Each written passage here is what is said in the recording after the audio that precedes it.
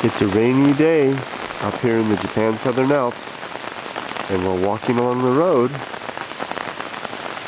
I discovered a little stone footpath, a little stairway leading up into the forest. That looks ripe for exploring. Let's go see where it goes.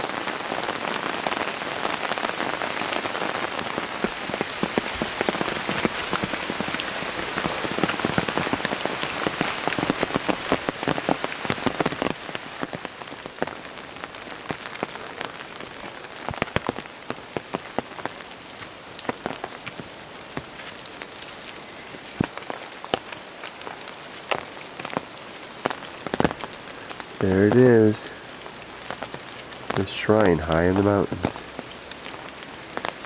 Look at this old wooden gate. Many of the shrine gates that you see now in Japan are concrete, and it's actually becoming fairly rare to see wooden gates like this.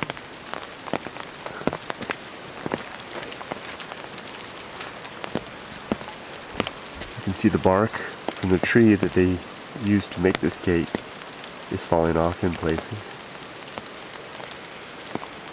And the gate is actually quite worn and rotting away.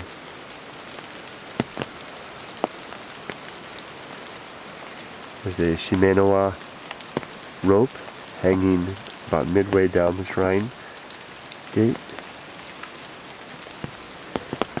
This gate is used to designate the passage from the secular world into the sacred world. So when the believer passes through this gate, they're entering a more spiritual place. Just to the left of the gate is a stone basin, and this stone basin would be used to cleanse the mouth and the hands before you enter the shrine. This gate has a little, this basin has a little faucet, probably connected to a little stream nearby. Let's turn it on, see how the water, see if any water comes out. Doesn't look like it. Probably all clogged up. Well, anyway, in years past, this would have been used during shrine ceremonies.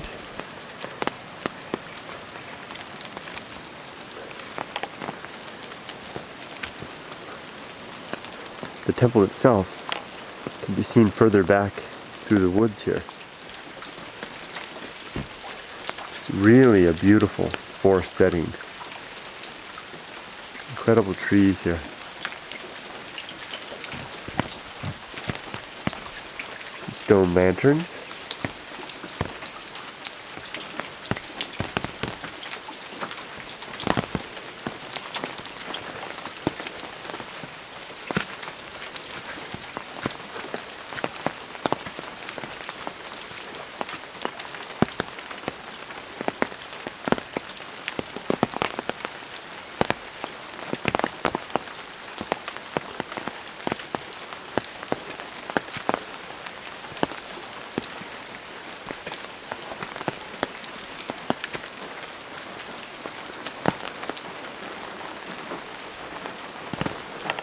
Here we are.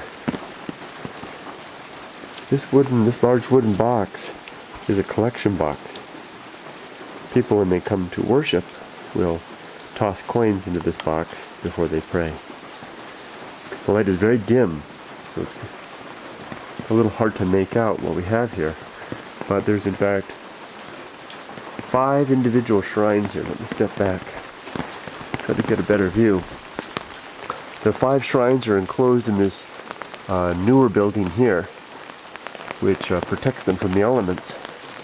And I say newer building, but you can see by some of the old architectural touches, including the heavy wooden beams above, that this newer building is actually quite old itself.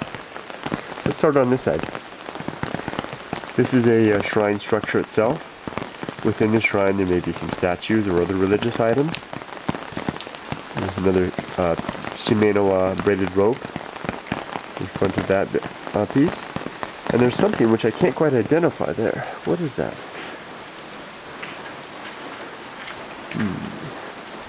The door is slightly ajar on this one. Can't see inside, but that's good, because tradition holds that if you look inside a Shinto shrine, that you'll go blind from the holy spiritual power within. Anyway, there's something propped up against that door, but it's just too dark to make it out here. So this is one structure. There's another structure behind it. Very dark back in there. Hard to make out anything. But it's much larger than the first.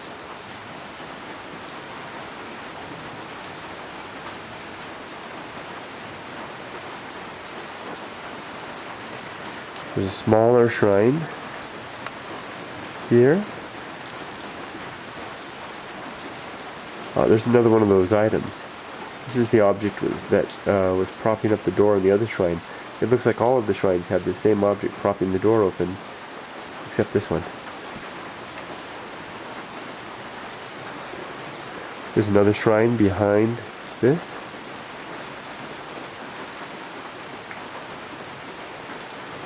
And then the largest by far of the shrines is here. This is very big. This may be the original shrine. Let's see if we can get some close-ups of this architecture. Very detailed carvings there. Appears to be a face with a long nose, perhaps.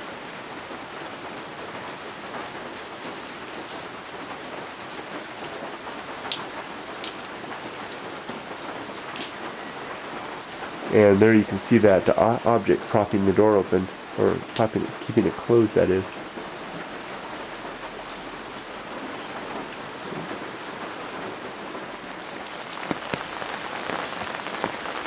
Over to one side of the shrine, there are a couple of old Daruma statues. Actually, they're Daruma papier-mâché tumblers. They're propped up against the base of this large tree. And when I first saw them, they gave me a bit of a start.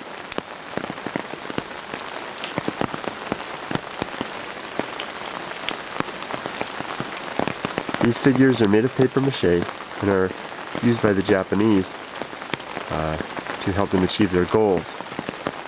They buy one of these figures new, and then typically at the start of each year, and then paint in one eye, and they signifying the start of a wish or a dream, something they're trying to achieve, and a goal they're trying to achieve.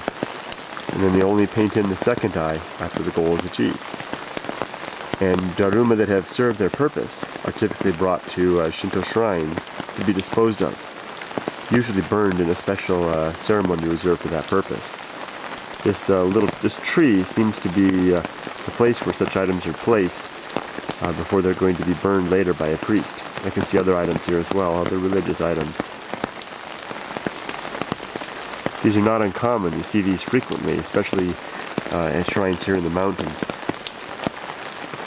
These Daruma are slowly decomposing, and unless they're burned first, they'll deteriorate back into the environment.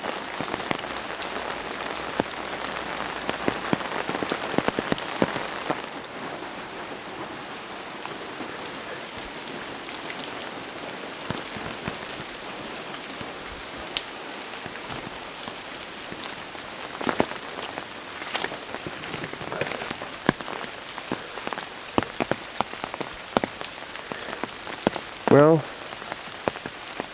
I've certainly seen some beautiful places out here in the mountains. But this remote shrine, high in the mountains, off a small beaten path, in the forest in the midst of a rainstorm, would certainly seem very special to me. I'm sure I'll remember this place for a long time.